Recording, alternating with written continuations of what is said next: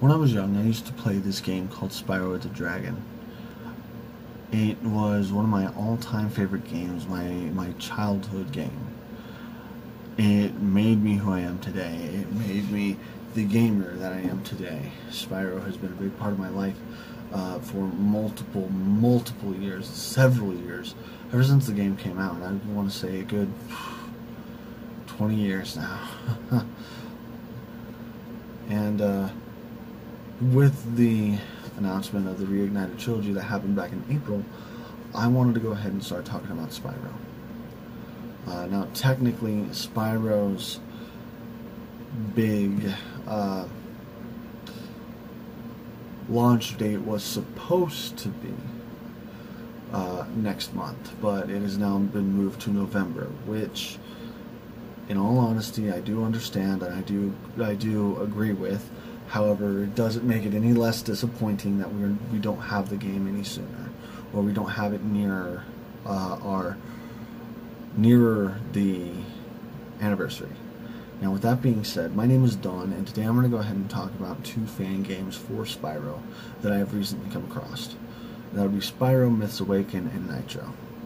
I'm going to go ahead and first talk about Spyro Myths Awaken. Essentially what it is a Spyro 4-esque game where it takes place after Year of the Dragon.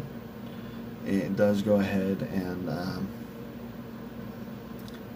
try and resolve a couple of issues that Enter the Dragonfly did. It has different collectibles, which I've seen, which was really cool that he decided to go about doing it that way. Or the developer decided to go ahead and do it that way. He's got this new move. He went ahead and took out, the developer went ahead and decided to take out the head bash, or the horn dive, however you want to go ahead and call it. He decided to go ahead and take that out and replace it with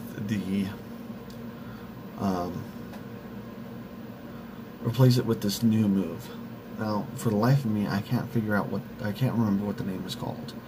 If you happen to know the name and know the game that I'm talking about, please leave a comment telling me what the name of that new move is, because I can't for the life of me figure it out.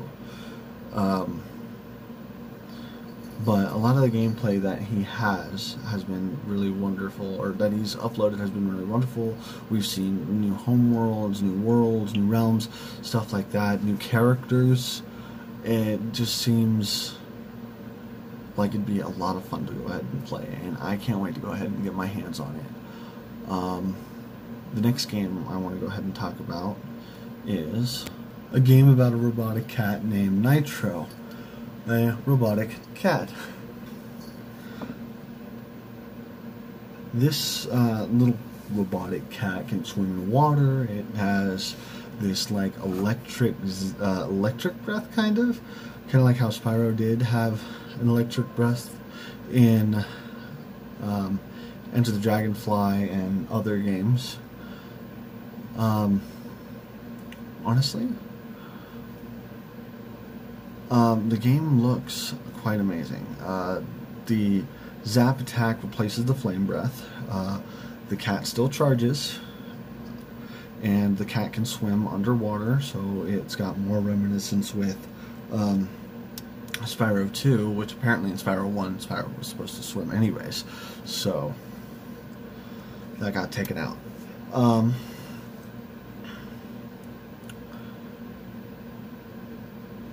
One thing to go ahead and note is that the cat can glide. It's got a little bug thing like sparks. It seems like it's going to be a really great game, and even more so, it's not a Spyro game. It's its own entity, which means that this game, unlike Myths Awaken, can very well go ahead and go onto PS4, onto Steam, and be very successful. It can be considered more of an indie game rather than it being considered a fan game, which is what it is now.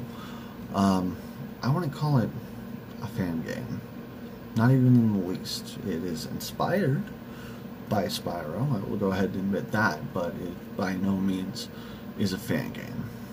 Myths Awaken, however, is a fan game, and it looks absolutely amazing, and I really do hope the developer can at least go ahead and put it on a PlayStation 1 disc so everybody can enjoy it.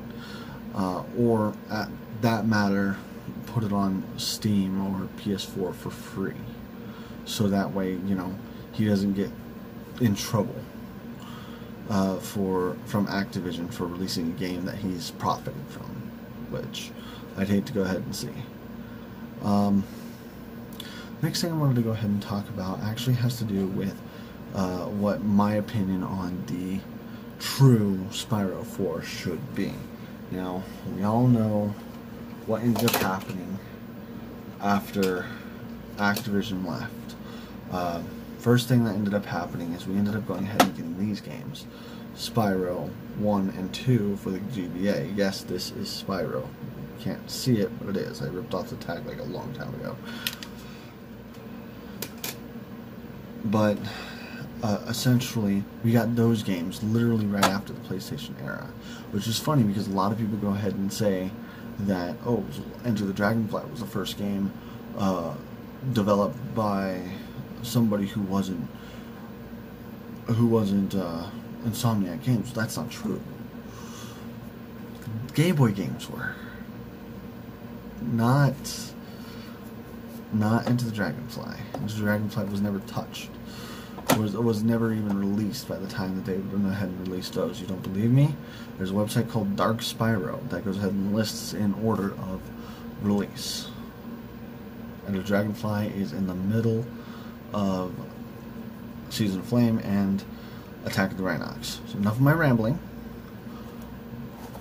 Enter the Dragonfly was the first console game that was released that was not done by Insomniac Games.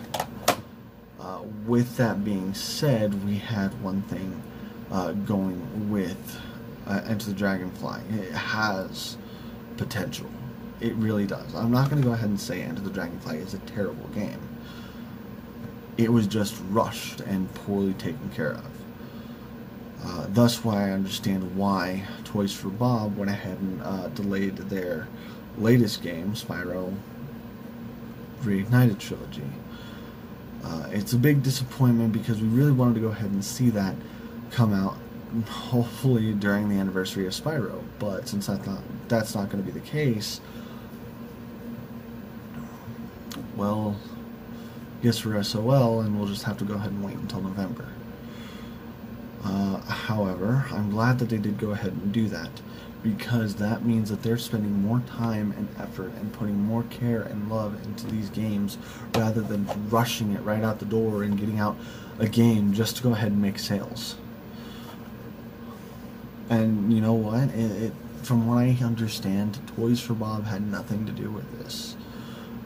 They wanted to go ahead and get that delay on the game so that way they can go ahead and make it properly. Whereas Activision had originally told them that they're just going to have to go ahead and release the game on the 21st until the whole backlash with the download thing started. Anyways, my opinion is this, is if Myth Awakens does come out, more than likely for me, if the game is good, I'm going to go ahead and replace it as my Spyro 4. The game that we never got. It looks amazing. It looks like it's going to run really well. The swimming mechanic looks just as good, and the hover, oddly enough, looks slightly bizarre.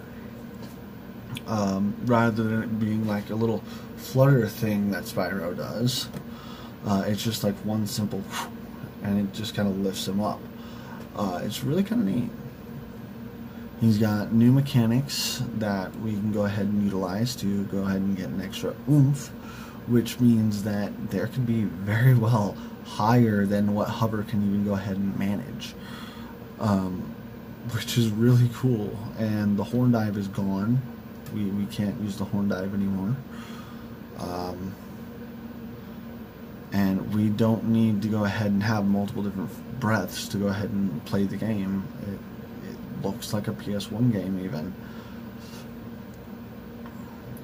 My hope is that eventually Myths Awaken does make it out onto a PlayStation console of some kind.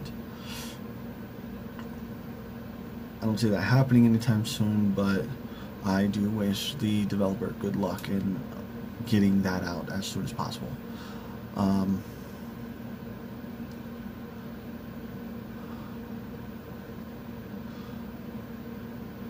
I do hope we see a new Spyro game come out sometime in the future.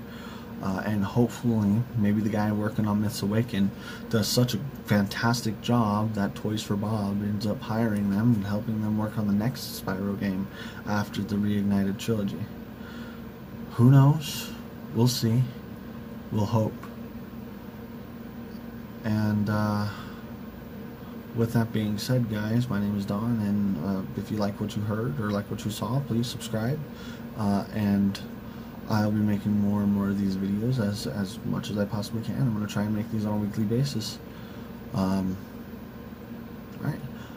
You guys have a wonderful day. Bye.